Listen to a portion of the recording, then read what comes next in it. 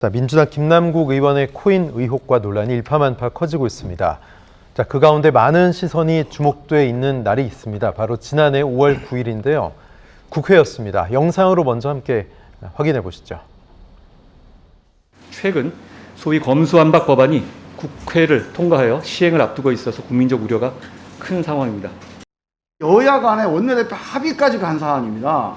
근데 인사청문회장의 인사말에서까지 이렇게 한다는 거는 이거는 국회를 너무 무시하는 거 아닙니까? 2달 사이에 2편의 논문을 공저자료에서 학술지 발표했습니다. 이거 가능한가요? 딸아이가? 고등학교 1학년 때? 스펙을 쌓았다는 것 자체로 마치 조국 전 장관과 같은 프레임을 짜서 공격하는 것은 저는 대단히 부적절하다. 네, 지난 5월 9일 국회 일정 기억나십니까? 바로 한동훈 법무장관 후보에 대한 인사청문회가 진행된 날이었는데요. 자, 화면으로 보셨듯이 이날 김남국 의원이 한 장관의 자녀 입시 비리 의혹에 대해서 집중했고 또 의문을 제기했는데 그 와중에 한 손으로는 휴대폰을 들고 코인 매매를 했다 이런 지금 의혹이 있는 거잖아요, 변호사님. 예, 글쎄 그 청문회 자리에서 이모 발언까지 했죠. 네. 그래서 전 국민을 웃긴 예. 사건인데 이게요 보통 문제가 아닌 게 대한민국 국회가 정말 이 정도로 썩었나 네. 하는 자탄을 하게 만듭니다. 이건 국민 모두가 지금 자탄을 하게 만드는 대사건이에요. 문자 그대로 일부 언론에서는 코인 게이트 뭐 이렇게 네, 얘기하는데 네. 국회 의정단상에서 코인을 하고 있다.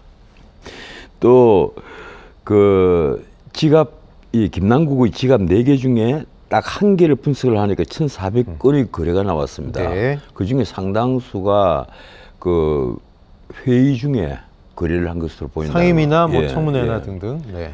회의 중에 이제 한 것으로 보인다는 건데 이게 문제가 그런 거예요. 이 김남국 같으면 지금까지 그 가난 마케팅 일부 언론에서 이미 이제 빈곤 포르노다, 이 가난 마케팅이다 이런 얘기가 나왔는데 고문한 운동화를 신고 네. 라면을 상시로 라면만 먹으면서 네, 살아온 그런 이 젊은 변호사다. 그런데 그 사람 지금 주변에 코인이 거래가 된 것이 주로 10억 단위예요. 기본이 10억 단위예요. 이번에 이제 문제가 된 것은 그 지갑 하나를 터니까 60억 원으로 위믹스라 크는 잡코인, 이른바 그걸 김치코인이라고도 하는데 네네. 비트코인처럼 뭐 세계적으로 널리 그 유통이 되는 블록체인을 기반으로 해서 유통되는 코인도 아닌 잡코인이라는 코인이에요. 우리나라 그냥, 게임 우리나라의 업체 게임 업체가 만든 코인이죠. 건데 네. 이게 200~300원 하던 것이 그 21년 12월 달에 그 이제 김남국 등이 그 발의를 한 그 법안이 있습니다. 그게 이제 게임진흥법인데 그 진흥법에 어떤 게 있는가 하면 게임 머니를 이런 가상화폐를 할 수 있다. 네. 요 조항을 하나 넣는 거예요. 쉽게 말하면 게임 머니로 쓸 수 있는 가상화폐의 그 법적인 근거를 마련해 주는 네. 그 법안인데 그 올라가자마자 28,000원까지 이 위믹스라는 코인 가격이 튄 겁니다. 네. 그래서 조금 내려올 때 김남국이 전량을 매도했다 뭐 이러는데 어떻든 이게 가장 문제가 되는 것은 그겁니다. 김남국이 실제 무슨 돈으로 이걸 샀냐, 코인을 샀느냐. 본인은 뭐 전세금 플러스 주식 판도 이렇게 얘기를 근데 했었잖아요. 그 외에 지금 이미 그 맞지 않는다. 산수가 네. 안 된다는 것은 네. 온 국민이 다 알고 있습니다. 예. 이미 그 10억이 전세금으로 또 움직였고 했는데 이게 LG 디스플레이라는 그 주식을 10억 원어치 산 것도 무슨 돈 갖고 샀냐는 것도 예. 문제가 되지만 우선 그걸 팔아가지고 그 10억 가까운 돈이 생겼는데 그걸 갖고 또 이쪽에 10억 쓰고 이쪽에 또 코인 사고 할 수는 없는 거란 말이에요. 네. 그래서 이 코인을 무슨 돈으로 샀느냐 이 문제가 있고 또 하나 문제는 자신이 전 재산을 이런 잡코인 이른바 김치코인에다가 투자를 할 수가 있느냐. 그걸 일부 언론에서는 몰빵을 했다고 표현을 하던데 이른바 몰빵이라는 걸 할 수가 있느냐. 이준석 전 대표도 그런 표현 쓰더군요. 전 재산을 어떻게 네. 그렇게 할 수가 있느냐. 그건 도저히 납득할 수 없다. 근데 또 KBS 단독 보도로 어제는 게임 코인 같은 마블엑스 이걸 또 10억 가까이 샀다. 마블엑스를 이런 사서 얘기도 있죠? 그거는 또 3억 이익을 봤다고 나왔어요. 네, 3억 2천 정도 이익을 이러니까 봤을 뭐 거다. 코인의 귀재인지는 모르겠는데 네. 문제는 오늘 아침 조선일보 사설에는 심지어 어떤 식으로 제목이 나왔는가 하면 게임 업체에서 이 코인을 받은 것이 아니냐. 아, 네. 이게 신문 사설의 제목이에요. 아무런 근거 없이 그런 제목을 붙였을 일은 만무하단 말이에요. 아마 기자들이 어느 정도 취재가 됐겠죠. 그래서 이게 민주당에서도 오늘 이재명 대표가 이제 감찰을 지시를 했습니다. 네. 그냥 자체 진상조사단 어제 꾸렸죠. 첫 회의했고. 그냥 지금까지 일단 이제 감찰을 지시해서 감찰을 하고 있는 건데 네. 이것이 과연 김남국 한 사람 뿐이겠느냐는 거예요. 네. 여기에 이 코인에 연관돼서 왜 그런가 하면요. 지금 그 공직자 재산 등록을 하는데 사실은 그게 규정을 보면 굉장히 복잡합니다. 네. 뭐 보석 같으면 색깔까지도 다 신고를 해야 되거든요. 예. 뭐 무슨 색깔의 가격은 얼마고 한 거 다 신고를 해야 되는데 그래서 골동품까지도 신고를 하는데 코인을 신고하라고 국회 사무실은 권장을 하고 있습니다. 그런데 코인을 신고한 의원은 한 명도 없어요. 네. 그 말은 뭔가 하면 자신의 그 놀이터로 이 코인을 하는 것을 좀 부끄럽게 여기는 건 확실한데 그걸 다 감추고 있다는 겁니다. 뭔가 공개를 하면 그 보기가 안 좋고 자기에게 마이너스라는 거죠. 네. 근데 이 코인 게이트가 이제 시작은 됐는데 아까 내가 모두에 말씀드렸지만 대한민국 국회가 정말 이처럼 썩었느냐. 썩었다. 예, 네. 총선 1년 전인데 생각을 해보십시오. 어중간상에서 앞으로는 뭐 질문하고 이상한 이모 교수란 걸 이모라고 그 잘못 알면서 그것도 고치지도 않고 질문을 하면서 코미디죠. 네. 예, 하면서 밑으로는 코인을 했단 말이에요. 네. 이걸 어떻게 봐야 되겠습니까? 예. 그것도 법률가가 네. 예? 법률가가 뭐- 법사위에서 말이에요. 네. 일각에선 민주당이 이재명 대표가 조사할 때가 아니라 출당 또는 탈당 뭐 선제적으로 결단해야 되는 거 아니에요? 이런 얘기도 있더라고요. 그러면 민주당이 아마 깨질걸요? 왜 그런가 하면 송영길 돈 봉투 사건에 연관된 국회의원이 적어도 20명은 있습니다. 네. 거기다가 이런 코인에 연관된 국회의원들 전수조사를 하면 이제 전수조사를 안 할 수도 아마 없을 거예요. 네네. 전수조사를 하면 아마 20, 30명은 또 나오지 않겠어요? 그러면 결국 169명쯤 남아있는데 민주당 깨지겠죠. 그렇군요. 어쨌든 뭐 거액의 가상화폐 거래를 검찰이 인지한 게 사실 지난해라고 하는데 압수수색 영장이 당시에는 기각이 됐었단 말이에요. 근데 이번은 지금 상황이 다르다고 보십니까? 어떻게 보십니까? 이 압수수색을 기각한 부장판사가 지금 신상이 틀렸습니다. 네. 이분이 어떤 사건을 영장을 발부하고 어떤 사건은 영장을 기각을 했느냐 쫙 일람표가 나와가지고 예, 보니까 심지어 그 김봉현이라는 스타모빌리티 전 회장, 네. 이 김봉현이 도주를 하기 직전에 그 이 영장을 기각을 하는 바람에 결국 도주가 돼버렸거든요. 네. 그 영장을 기각한 분도 이분이에요. 그리고 하여튼 이게 그 이분이 영장을 기각하는 사람 중에는 이 코인 업계에 연관된 사건은 대부분 기각을 많이 했더라고요. 네. 이 쭉 사건 나온 걸 보니까. 그래서 또 이 사건이 저는 뭐 그렇게 생각합니다. 이 판사가 어떻게 로비를 받고 영장을 기각하고 그러지는 않았을 건데 우리 그 법관의 선입관 자체가 예. 이 영장에 대해서 좀 너그러운 것 아니냐. 쉽게 말하면 인신구속을 너무 많이 하다 보면 어떠한 폐단이 있다. 인권이 침해되고 뭐 하는 폐단, 방어권을 보장하지 못하고 하는 폐단이 있다. 그건 다 좋은데 그게 너무 설리는 것이 아니냐. 네.